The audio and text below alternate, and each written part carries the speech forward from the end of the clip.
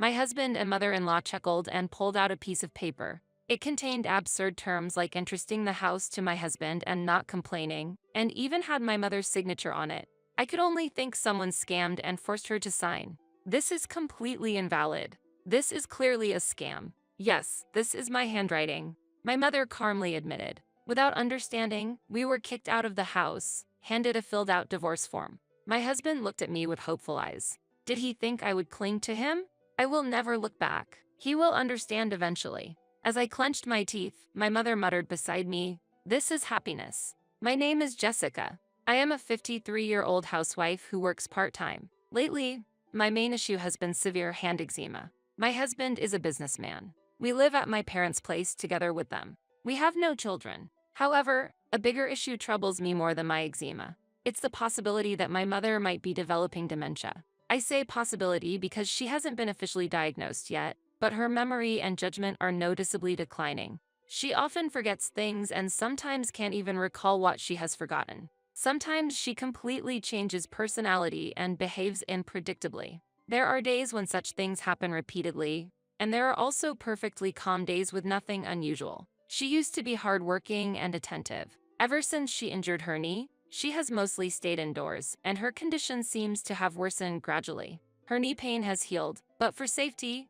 I don't want her to go out alone. My father and I continue to live our daily lives while taking care of her. While I'm at my part-time job, my father watches over her at home so he can respond immediately if anything happens. I'm worried about her symptoms worsening and feeling anxious about my uncooperative husband. We need to come up with a plan for the future. One day, my father became seriously ill and needed long-term hospitalization, making it impossible to leave my mother alone. It wasn't like I could afford to take time off from work. When I talked to my husband about it, he reacted as if it was someone else's problem, saying, "You worry too much. Fires can start from unattended flames, and she could get lost. You worry too much. What if something happens? If you start worrying about that, there's no end to it." My husband clearly seemed annoyed. He's lived with my mother for a long time, but this attitude was too much. After all, the reason we were living together was because of my husband's insufficient income, and we were staying as dependents. Even a crane would feel the urge to repay a favor.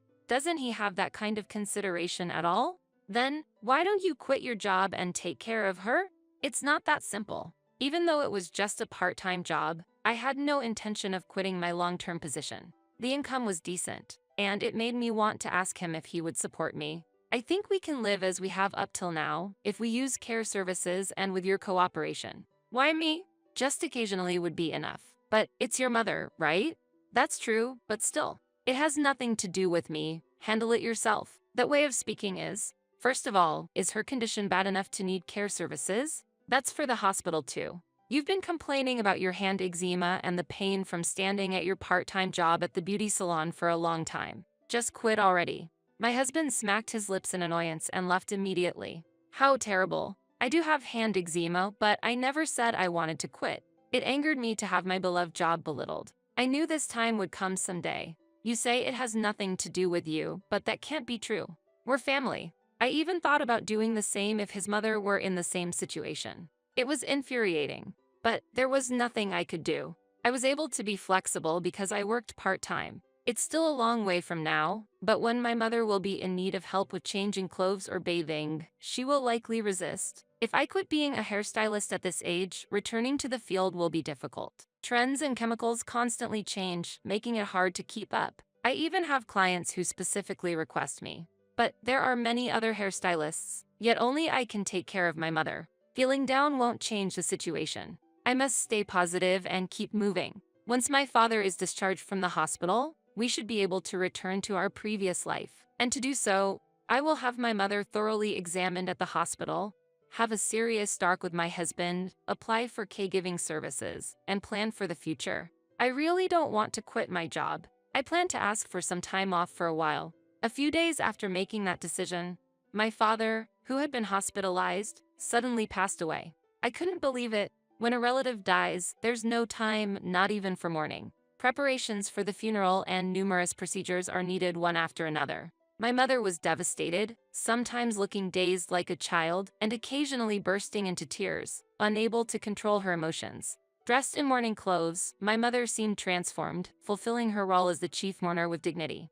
I also did my best to support her, staying by her side throughout. It was quick, but we got to send off my father. For the first time, we truly felt the loneliness of his absence, both emotionally and physically exhausted. He wasn't talkative, but I remember my kind-hearted father. I understand that he is gone, but his chair, teacup, reading glasses, and the novel he was halfway through reading were still as they were left. Neither my mother nor I were ready to put these things away yet. It was at this time that my husband brought his parents over. Indeed, he had said this morning that he would bring them to help clean up the house. While I appreciated the thought, I was not ready yet, so I decided to decline their help and just serve them tea before asking them to leave. My mother seemed quite tired and soon began dozing off. I wanted to leave her undisturbed. I led my in-laws to the dining room and prepared tea. My husband demanded, not tea, make coffee, and bring out something sweet. I momentarily thought, these are your parents. Why don't you handle it? But harboring resentment for long is pointless. I've decided to live positively. Let's call a service to dispose of the large items quickly. Let's do that, said my mother-in-law and husband. I wish they wouldn't decide everything on their own. I'm sorry, but I'm not ready to clean up yet. What? My mother-in-law was surprised. Let's postpone it for a little while longer. What? My mother and I are emotionally not ready yet. When I explained this, my mother-in-law looked doubtful and argued, that's troublesome. We can't do that. I couldn't understand why it would be troublesome for her. I looked at my husband for his reaction, but he avoided my gaze. The house has already been passed on to the eldest son and his wife. The renovations are about to start soon. And what about where we will go? I'm sorry, I don't quite understand what you mean. Suddenly, my husband declared, from now on, I'll live here with my parents. What are you talking about? Everything has already been decided. What? But this is my home. I was bewildered, and my husband wouldn't look me in the eyes. Jessica, didn't you know? My mother-in-law joined as if it were obvious. I did tell you. You probably forgot because you were busy with the funeral, my husband stated calmly. There's no way I would miss hearing such an important information, no matter how busy I was. I have no idea what you are talking about, and you can't do this without my consent. Your consent isn't needed anymore. It's already resolved. What do you mean? I've already settled it with your mother. I felt as if cold water had been splashed on me. When did such a discussion even happen? Could it be that they decided this while my mother was out of her senses? This can't be allowed. I stood there, stunned. My mother-in-law addressed my husband. You know, someone who has quit their job and does nothing, and an old person who needs lots of care can be a handful, right? My husband nodded in agreement. That's right. That's why you two need to leave this house, and preferably soon. I was too shocked by her words to even respond. Someone who does nothing and an old person who needs lots of care? Is she referring to my mother and me? Why do we have to leave? This is my parents' house. Please take that back. Oh, Jessica, don't make such a scary face. I am still working, and I'm not being dependent. My mother does not have dementia. That's completely false. I cannot tell lies, haha. How can she laugh and say that? My head was spinning. While smiling, my husband and my mother-in-law pulled out a document. There's no taking it back. We've already got the signatures on paper. The document contained absurd terms like entrusting the house to my husband and not complaining, and even had my mother's signature on it. Indeed, it was my mother's signature. I could only think it was a scam that forced her to sign. This is completely invalid. This is clearly a scam. Huh? Did you make her sign this while she was not in her right mind? That's invalid. What are you talking about? You just said that she doesn't have dementia. He retorted. At that moment, my mother, who should have been sleeping until just before, appeared. Hello everyone, what brings you here today? My mother greeted everyone cheerfully, without any prior indication. This signature is your handwriting, isn't it? You did sign here, right? My husband suddenly pressed my mother. Yes, this is my handwriting. My mother smoothly acknowledged. This is a despicable tactic. Now that you understand, pack your things quickly and leave the house. Impossible. If you continue to stay here, I'll call the police for trespassing. I was threatened. This situation was too unreasonable. Without getting to the bottom of it, we were driven out of the house, while holding a completed divorce form. My husband looked at me with a smirk, as if expecting something. It was as if he thought I would cling to him. I tried hard not to meet his eyes, holding back my anger. When leaving the house, I wanted to take at least one of my father's belongings, and what I managed to get was a pair of leather shoes that were at hand. I remember how lovingly my father had cared for them. Though men's shoes may be of no use, It was better than leaving with nothing. My mother and I got into the car and just kept driving aimlessly. Anger towards my husband and his parents, sadness over what I had lost, and a vague sense of anxiety mixed together. Carrying an immense sense of despair, I wondered how my mother and I would go on from here. It seemed impossible to have hope anymore. I couldn't stop my tears. Then, my mother, who had been quiet all along, murmured softly, "This is happiness." Even after my father's sudden death and being driven out of the house, my mother expressed emotions opposite to mine. Could she be confused? Complex emotions different from anger welled up in me, and I found no words to reply, but my mother continued, "It feels refreshing. Unnecessary things naturally drift away, and you don't hold any regrets, do you? But I do have attachments to my childhood home." When I responded bluntly, my mother laughed and said, "That old, big house is falling apart. Why do they even like it? It's hard to maintain and dispose of, but it's lucky that they're taking it off our hands." Her optimistic attitude was surprising. "I wanted Dad to live longer." "What are you talking about? It was better this way." "I didn't want to make your father sad." "What about the furniture and appliances that you liked and chose? Aren't you sad to let those go? We can just buy new ones. That's the fun part. Aren't you upset being called a senile old person? That's a path everyone will follow." "What the?" Even though I felt like we had lost everything, my mother was remarkably calm. Annoyed, I thought that she would probably forget what was said today very soon. "I'm truly happy when you're by my side," my mother said. "If you weren't here, maybe I would have followed your father." She added, "Mom, don't worry, it's okay," she said, and then she started dozing off again. She was childlike in her innocence. Yes, it's enough that I remember the things my mother forgets. Although I'm not fully recovered yet, being with my mother makes me feel like I can manage somehow. Right after that, I received a message from my husband. "If you beg me, I might forgive you. It shouldn't be a problem to put your mother in a facility," he said. Huh? He might forgive me? Did I do something wrong? It was clear they intended to treat me as a maid. Not wanting to talk anymore, I answered, "That's fine," and ended the call. After that, my mind cleared up. Actually, I no longer needed my husband. I explained the situation to my part-time job and decided to become an independent hairstylist. Using my savings, I acquired a used single-family home in the town next door. That house had previously been used as both a residence and a hair salon. The owner of my part-time job helped arrange the purchase, and I got it for an unbelievably low price. The place allowed me to work while taking care of my mother at home. The owner also greatly supported me when I needed equipment and renovations for the shop, saying, "Jessica has supported us for a long time." That kindness deeply touched my weary heart. I used up all my savings for the opening, but I had no regrets. I had given up on owning my salon because my husband was against it, but it was my long-held dream. Whether I'll succeed is unknown. The anger towards my husband and his parents hadn't completely disappeared. However, the business helped distract me from those feelings, and the excitement of new challenges outweighed them. I won't look back. I have finally opened my own hair salon, a dream I've held for many years. My mother helped with cleaning and laundry at the salon. She enjoyed gardening in her free time. Talking with neighbors became part of our daily routine. It really helped that they promoted the shop. The time I spent daydreaming also decreased. Just as my new life rhythm with my mother calmed down, I received a message from my husband. "Why aren't you contacting me?" "What? I said I would forgive you, didn't I? Come back home immediately." "What are you talking about? Don't be stubborn when you're struggling." My husband scoffed as he spoke. I tilted my head. "Am I really struggling? Me? Where did you hear such a rumor?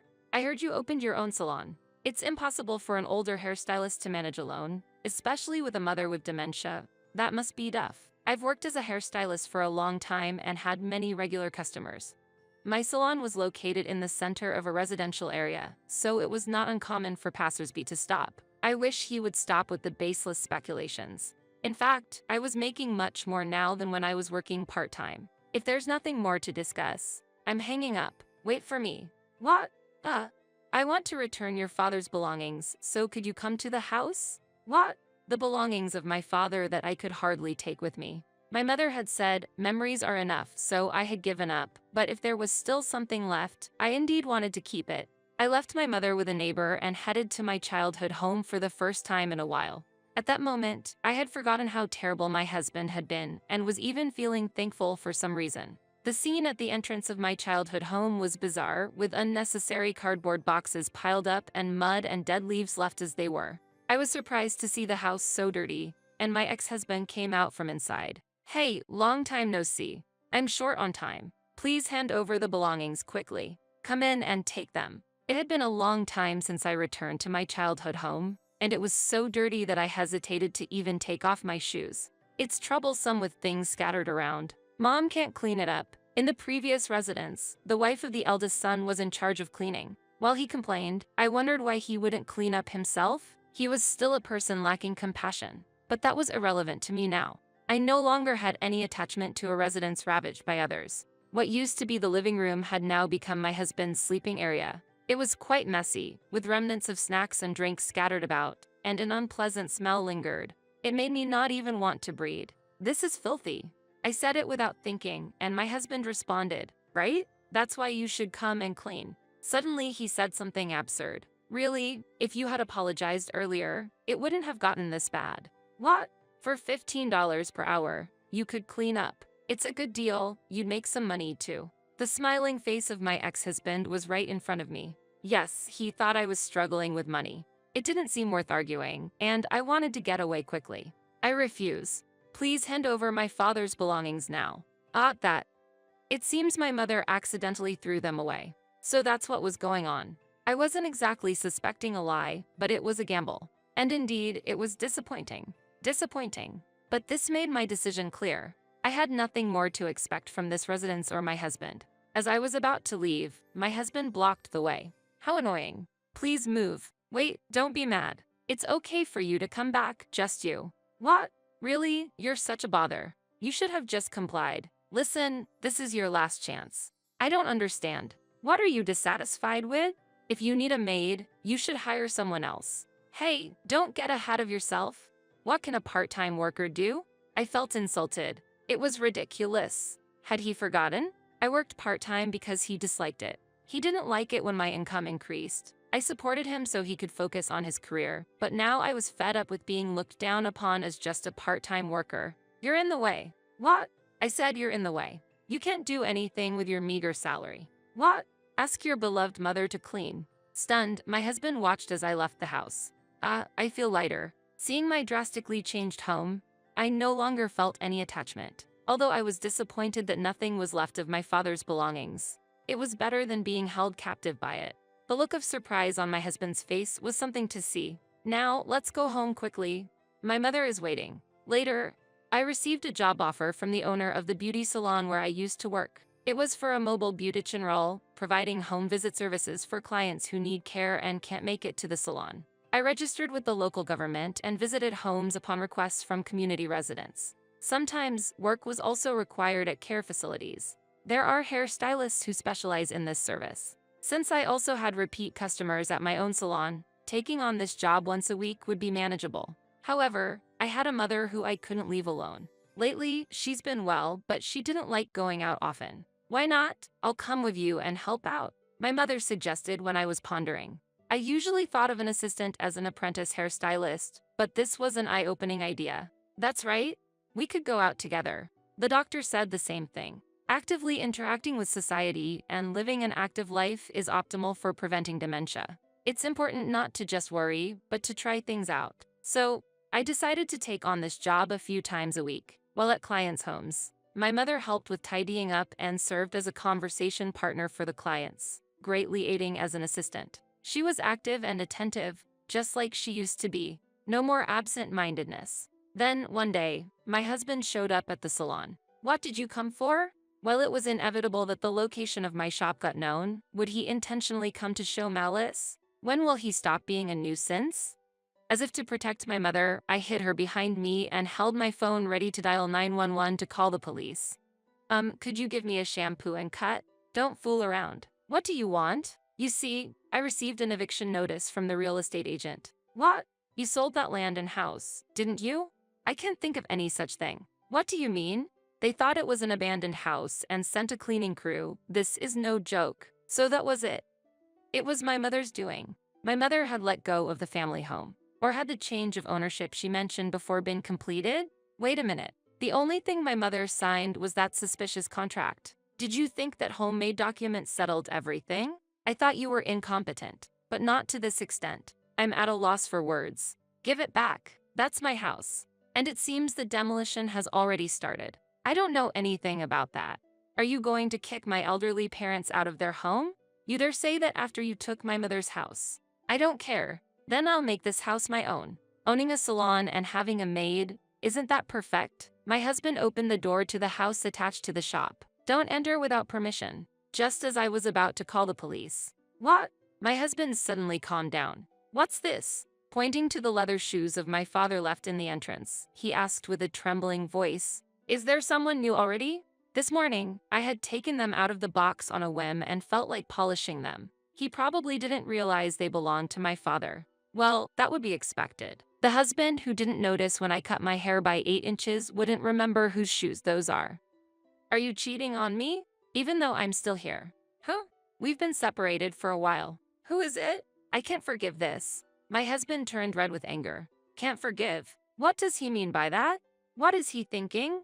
I smirked inwardly. Perhaps it wouldn't be so bad to scare someone who behaves so selfishly. Are you ready? Are you prepared to face what's coming? You should know from those expensive shoes. Half-heartedness will lead to painful consequences. I stared intently at my husband's face. He was sweating, his eyes darting around, unable to hide his agitation. I can't believe that my cowardly yet prideful husband was really prepared for this. You're awfully quiet. What's wrong? Should I call him now? What? Call? What? Is someone there? Hey darling, can you come here, please? Goodbye. My husband ran off like a whirlwind. My mother covered her face with her hands, trying to suppress her laughter. Ahaha, look, how fast he can run away. I felt a sense of relief, my tension going away. My mother kept laughing. Ahahaha, I wonder who did you call? Your acting was marvelous. Hearing this, I also started giggling. I doubt my husband will come here again. Thank you, Dad, for your help. It was, of course, my mother's doing that our former house was sold. You wouldn't really go through with changing the ownership, would you? Did you know everything? Of course. Signing that document couldn't possibly have any effect. That was the plan from the start. I just thought it might be difficult to proceed if they knew about the dementia, so I was just watching how things would go. My mother said this without any doubt in her eyes. I was surprised she was aware she had cognitive impairment, but then she added, lately, my mind has become clearer as if the fog had lifted. I think I'm getting better. I still forget things, but I've always been like that. But to easily give up our home. Oh, it was your father's idea to sell that house. The plan was to sell it after you both moved out and then move to a convenient apartment near the station. Really, life doesn't always go as planned, does it? That's true.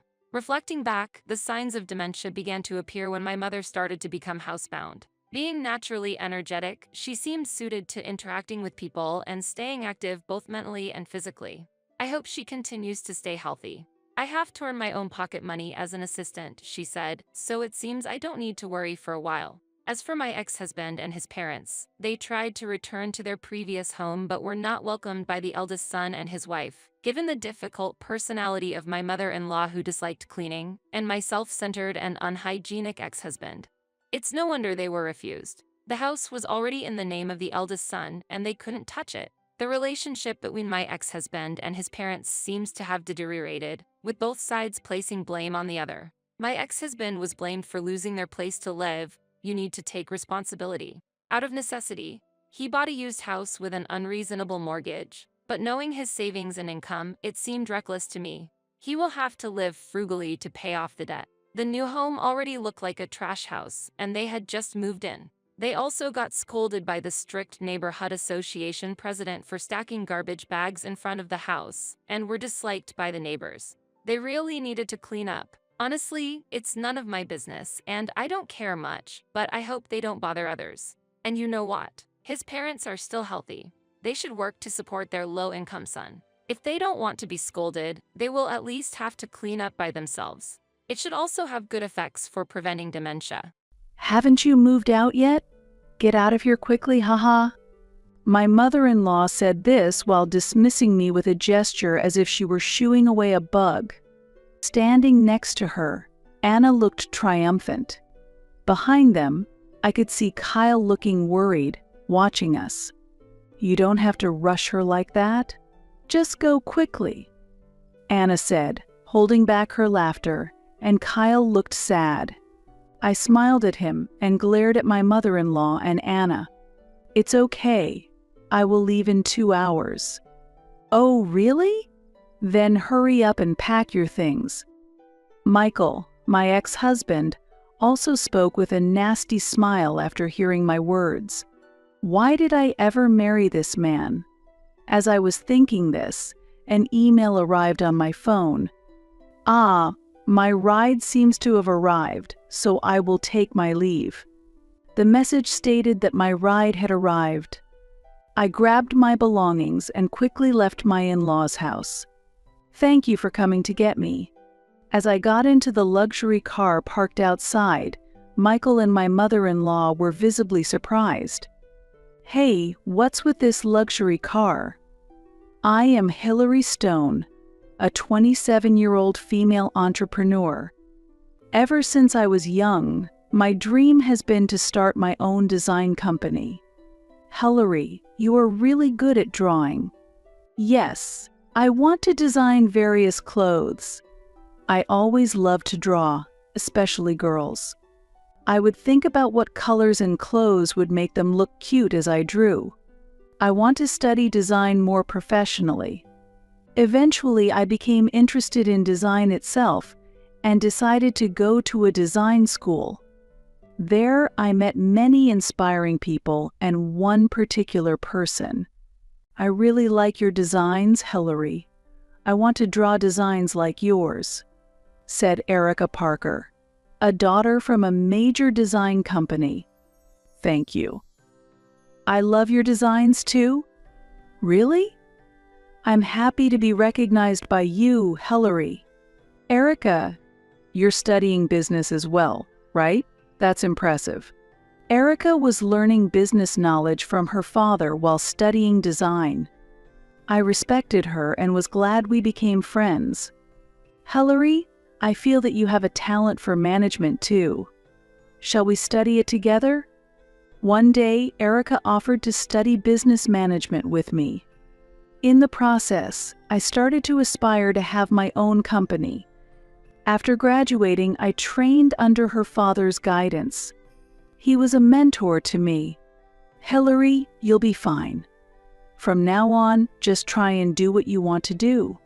Years later, encouraged by Erica's father, I finally started my own company. I realized my dream and was living a busy yet fulfilling life. Hillary, there's someone I'd like to introduce to you.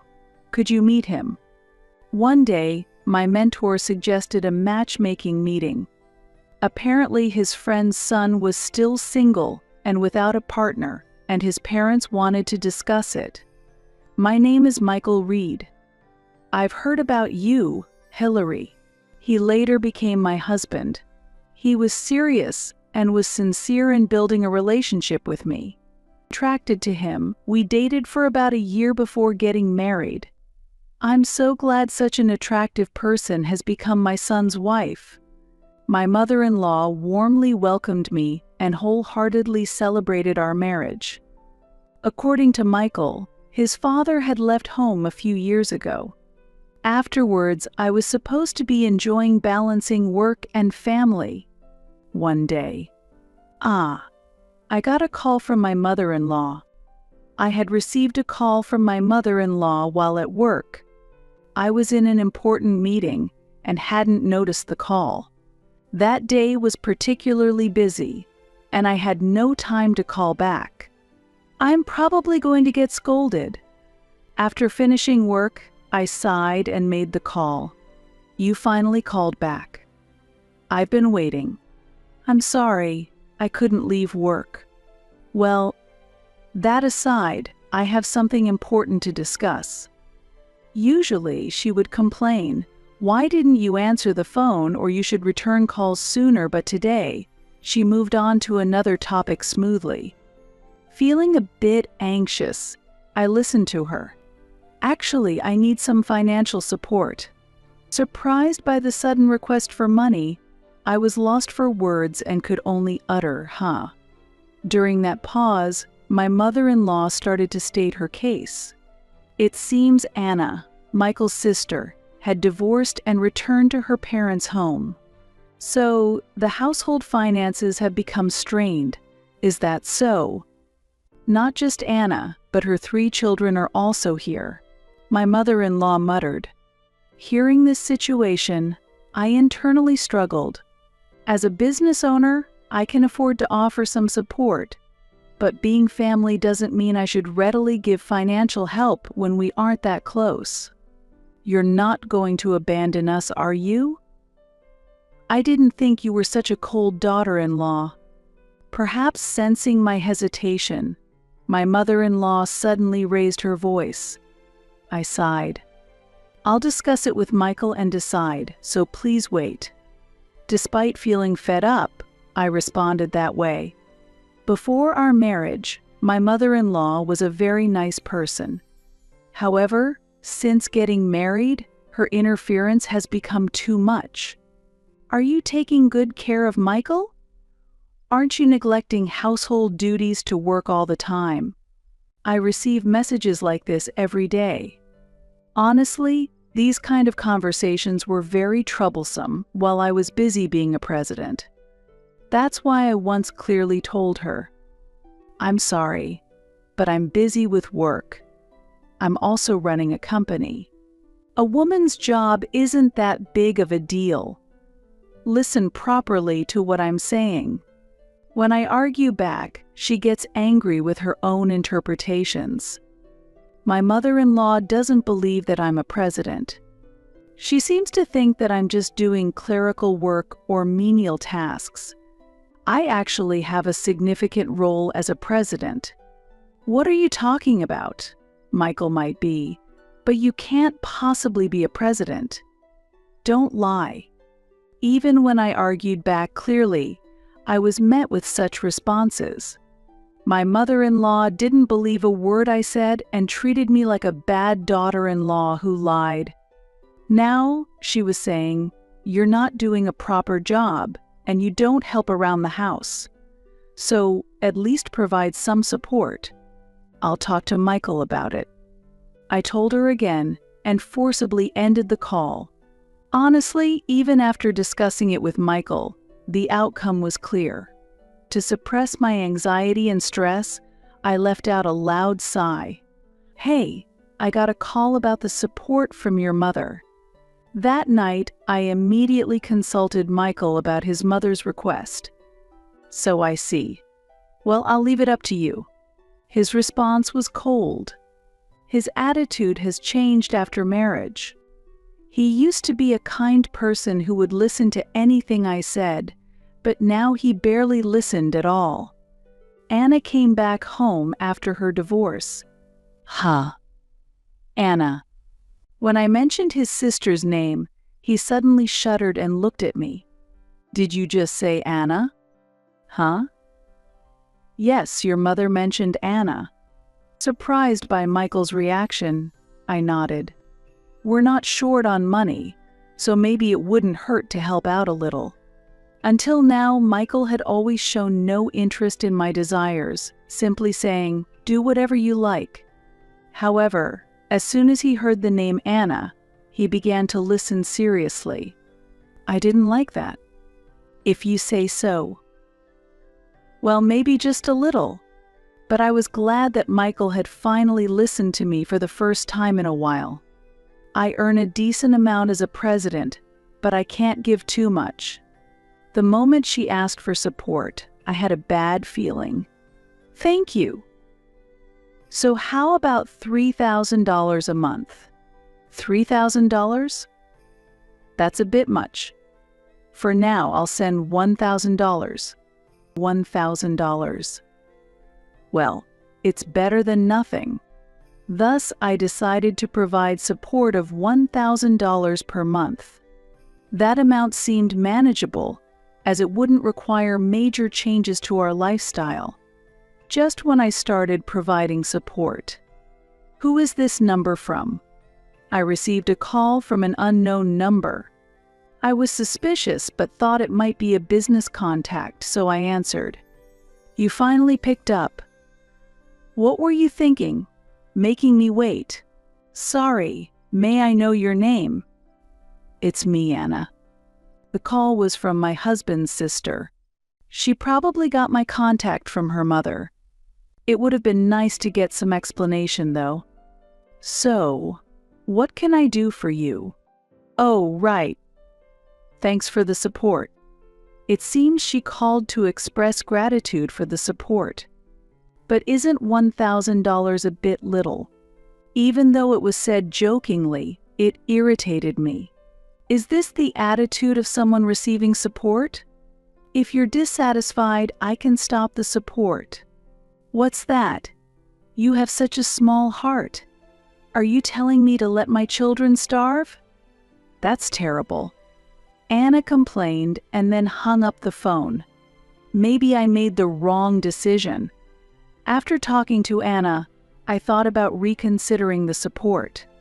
Still, the decision to provide support was my own. Let's wait and see a little longer. So, I reluctantly continued the support, but there were no words of gratitude. Hillary, why don't you come live with Mom and everyone at the family home? Huh? What's going on all of a sudden? One day, Michael suddenly proposed living together at his parents' house. It seems his mother hurt her back, and they wanted us to live with her to take care of her. But Anna is there, right? She's back living there? Anna is busy with her children. She can't take care of Mom on top of that. Michael replied to my objection. We had many discussions, but neither of us could compromise. I'm fed up. It's going nowhere, so I'm taking drastic measures. Eventually, Michael sold our house under his name without my consent and sent our belongings to his parents' house. As a result, we ended up living together at his parents' house. Get to the housework quickly. Right. Since you're staying here, at least be useful.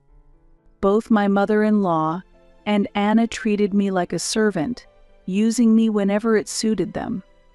While I was at home, they would command, "Clean the room, make this because I want to eat it."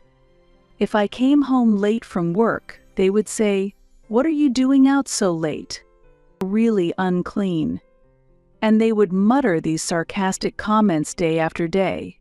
This sarcasm added to my exhaustion from work and housework, pressing down on my spirit. I'll help you. In such circumstances, the one who helped me was Kyle, Anna's son. He helped me secretly, so that Anna and my mother-in-law wouldn't notice. Why are you being so kind to me? Actually, when I asked, he reluctantly told me the truth. My father's name is Michael Stone. Michael as in? Wait, you mean? Yes, she's not his sister. In fact, Anna was not Michael's sister but his mistress. They had known each other since their student days, and it turned out that Kyle and his siblings were indeed Michael's biological children. You're kidding. Shocked by the truth he revealed, I was left speechless. Soon, anger filled that void. They have completely scorned me. I couldn't let this go. Resolved, I began to take action. After making preparations, I presented Michael with divorce papers saying, "I want a divorce." What's this all of a sudden? I know everything.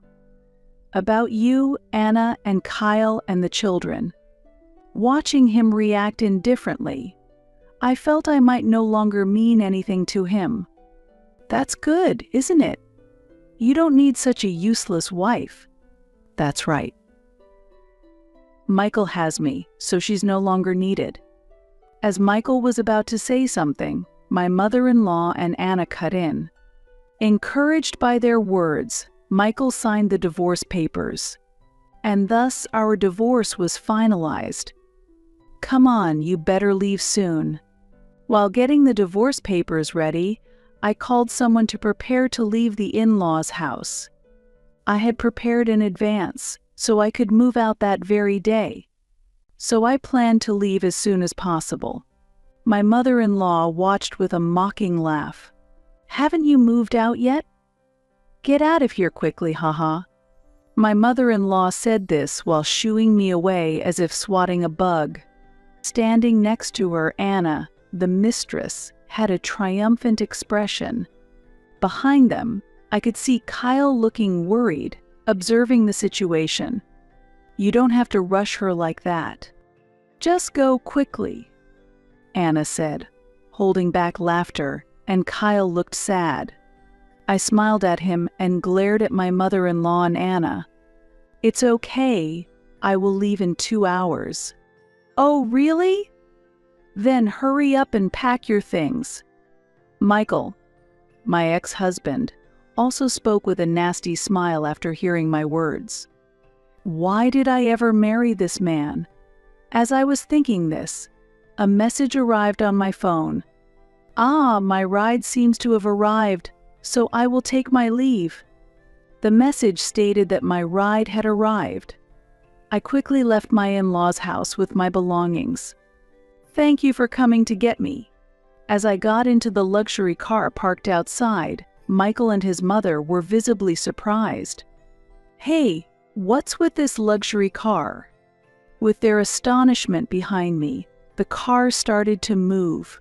It really has been tough, hasn't it? The voice from the driver's seat was my friend, Erica. I had been confiding in her for a long time. "You should stay away from that family." She had been advising me this for a while, and when I told her I filed for divorce, she immediately said, "I'm on my way." It usually takes 2 hours to cover the distance, but she arrived in minutes, so maybe she had been waiting nearby. Now is the time to start things going, Hillary. Show them what you're made of. Of course. I'll make them regret this. She expressed her anger towards Michael and the others as if it were her own. While thanking such a friend, I shared my plans with her. "For now, is it okay if I stay at your house as planned, Erica?" "Of course." I would be staying at her house from now on. Erica's residence was much larger than where we had lived before, or the in-laws' house. So even with me moving in, there was plenty of room. "Your house really is spacious, Erica." Though I also run a company, standing in front of her family home, which has been passed down through generations, makes me feel the difference in class. "You must be Hillary Stone." As I was lost in thought in front of the luxurious house, a man approached me. "Let me introduce you. This is Fred Owen. He's a distant relative of mine. He is Erica's relative and a lawyer. I would be seeking his help with claims for damages and other legal support. Erica has told me a lot about you. I look forward to working with you. Rest assured, we will definitely win." Encouraged by his confident response, I smiled back. And we immediately started taking action. First, we would demand compensation from Michael and Anna. I was also preparing to sue my mother-in-law for imposing housework on me and for verbal abuse. "I've gathered plenty of evidence," I said, handing him the evidence documents. "I was able to gather this evidence because someone had helped me. With this evidence, the lawsuit should proceed smoothly. Thanks to these documents, I was able to smoothly initiate lawsuits against them. Soon after..." "Hey, cut the jokes." Michael called me. "What's this all of a sudden?" "I haven't made any jokes. I received the lawsuit." "What is this supposed to mean?" "What do you mean? It's obviously the consequence of your adultery." He must have thought he could divorce without any accountability. I smiled over the phone and replied to Michael, "Don't worry. You'll definitely be held accountable." Hearing my assertion, I could tell that Michael was lost for words on the other end. "Are you really going to do this?" "Of course. Don't think you can mock me and get away with it." Feeling his disbelief, I hung up the phone. This was just the beginning of their nightmare. I intend to give them the retribution they deserve. Why did you do this? The day after Michael contacted me, I received a call from my mother-in-law. What do you think you're doing sending this? She apparently saw the copies of the evidence I had sent along with the compensation demand. It was a video of the harassment she had subjected me to. This evidence was sufficient to proceed with the lawsuit, and it was clearly filmed by a third party. This footage is impossible. It must be forged. I didn't film it, you know. I explained the situation calmly to the yelling mother-in-law. Of course, I wouldn't have had the opportunity to film such things myself. Then, who filmed it? As my mother-in-law muttered this, I handed my smartphone to the person next to me. I did. Wait, is that Kyle? As Kyle spoke, Anna, who was also on the phone, raised her voice in anger. It seemed she was there too. Why are you there? Kyle had brought his brothers to this house as well. He explained the situation calmly to Anna, who was unaware of everything. We can't become decent people if we stay in that house. Kyle spoke calmly about how his mother, Anna, had been harassing me. It's embarrassing to say she's my mother. What kind of way is that to talk to a parent? Anna yelled again, and Kyle sighed. Then he handed me back the phone and said, I don't feel like talking anymore.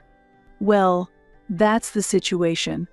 I will handle things with them.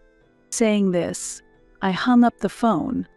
Next, I turned to Kyle and asked, what should we do now?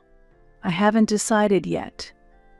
But anywhere is better than that place, even a facility. Kyle said this decisively. They had been neglected by their parents until they started living with my in-laws. Anna was out all day and only came home late at night. During the day, she mostly slept and never took care of the children. Grandma dotes on us, but doesn't let us do anything. It seemed the grandmother was overprotective in contrast, not letting them do not only dangerous things but also restricting normal activities. When they tried to study, boys should be outside playing, they were told, and sent out. And when they wanted to play outside with friends, it's dangerous. Don't go out alone, they were stopped.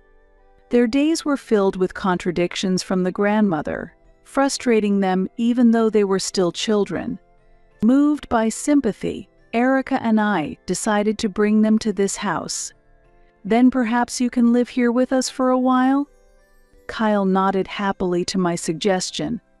Afterward, we reported their situation to the Child Welfare Office and sought advice.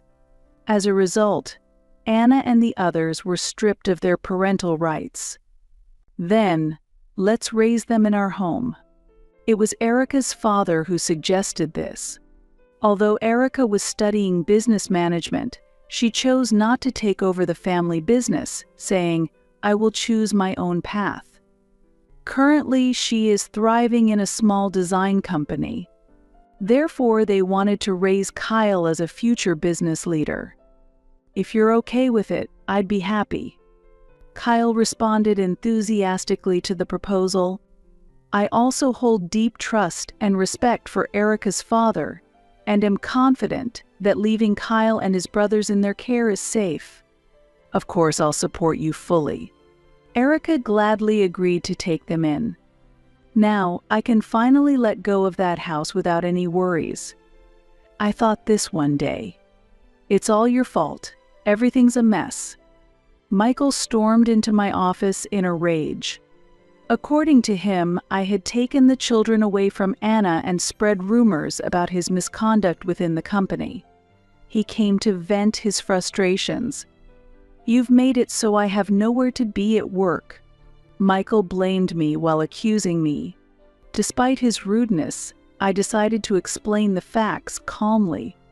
Do you think I don't know anything? The relationship with Anna had been going on even before our marriage, and he had approached me aiming for my wealth. No one listens to what a mere secretary says. Follow our rules. I was simply astonished by Michael's dismissive remark. My mother-in-law had always been prejudiced, but I didn't realize Michael shared the same misunderstanding. "You know nothing. I'm not just a secretary, but Mom said so."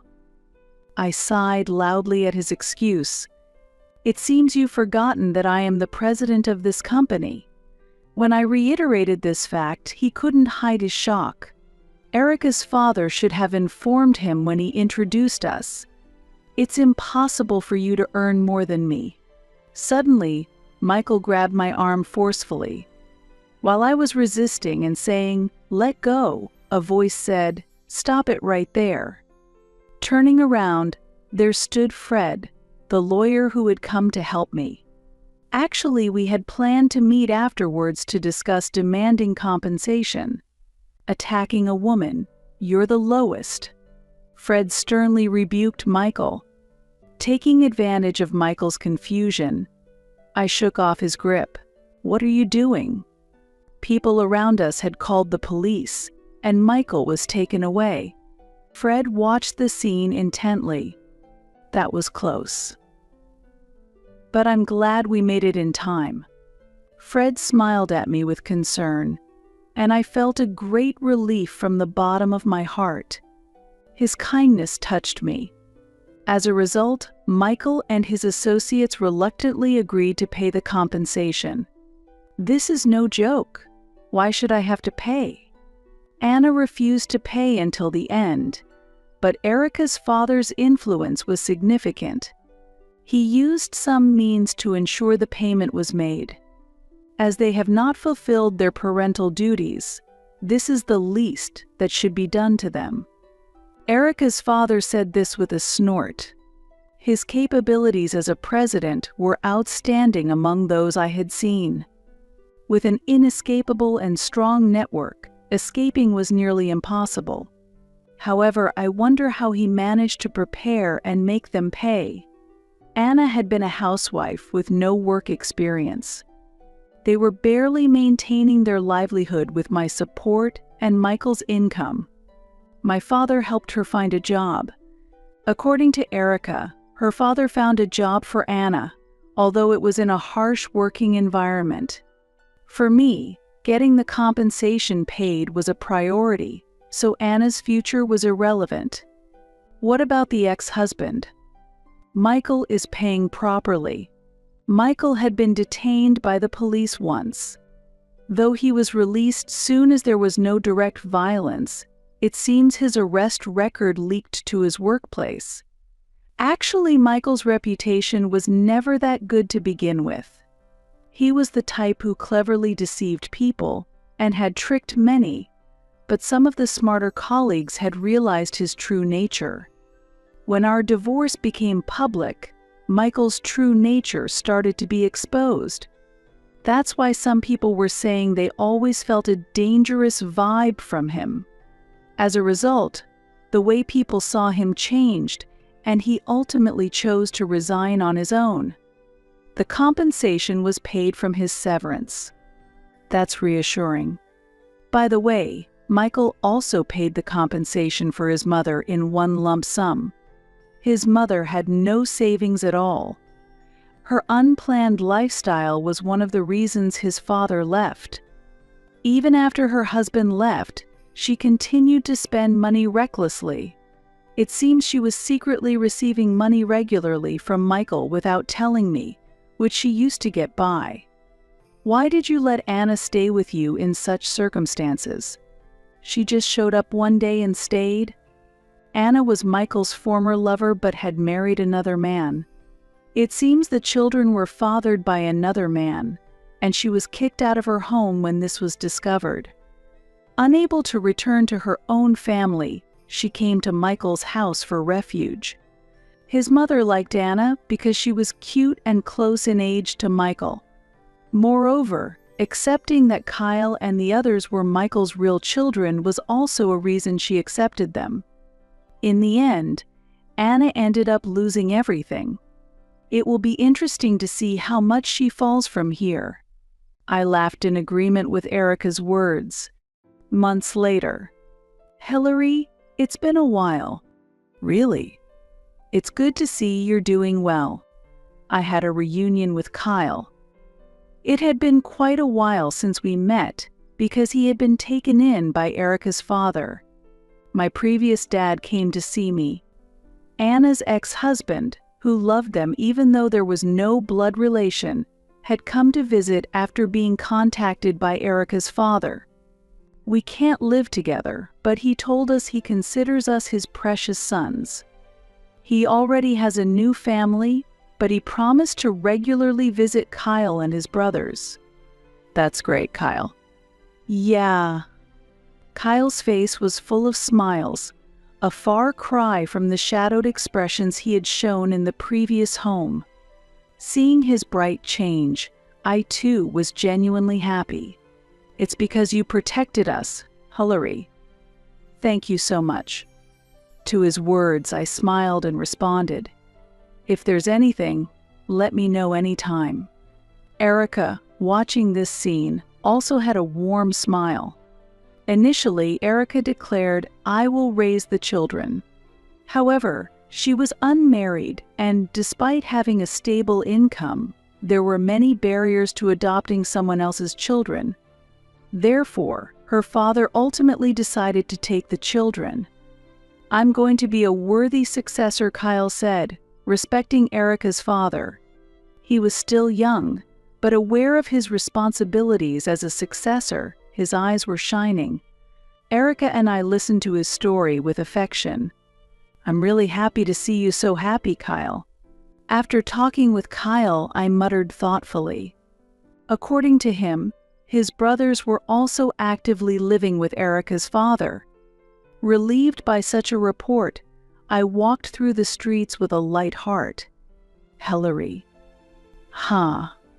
As I turned around in response to a sudden voice, I saw a gaunt Michael standing there. You've changed a lot, I was surprised. I was wrong. Please, let me try again. Michael apologized and suddenly began to talk about his recent troubles. Since we parted, Hillary, it's been one disaster after another. He quit his job and ended up using all his severance pay and savings for the compensation payments. Even though he tried to find a new job, his bad reputation preceded him, resulting in continuous rejections. In addition, my mother is still spending wildly, and I've ended up in debt. I coldly watched Michael with tearful eyes. Do you think just because I'm a president, I can solve your problems? I didn't mean that, but you must have a decent income as a president, right? Oh, according to you and your mother, wasn't I just a mere coffee-serving secretary? I said this sarcastically with a smile directed at Michael. Sorry, a coffee-serving secretary can't help with debts or provide assistance. Sort it out yourself. Hearing my words, Michael's shoulders slumped in disappointment. Taking the opportunity, I hailed a taxi and got in. Please go. I urged the taxi driver and left without further concern for Michael. That was the last I saw of him. Later, I heard through the grapevine that Michael had been caught by debt collectors and was put on a ship bound for a foreign country. His mother had fallen down the stairs and become bedridden. Karma, isn't it?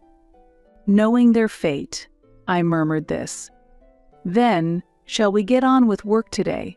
Hillary, you tend to work too hard, so try to take it easy, Fred said with a gentle smile. We grew closer after that incident and are now happily married. Ah, that's right, today is. I know. You're meeting Erica, right? I continue to maintain an unchanged friendship with Erica, regularly dining together and deepening our relationship. But if you feel unwell, let me know right away. I'll come to pick you up. You're not alone anymore. Fred gently stroked my belly. We are expecting a baby with Fred. I couldn't think about children while I was with Michael, but now I feel truly happy to be expecting a child with Fred. Yes, I'll count on you if anything happens.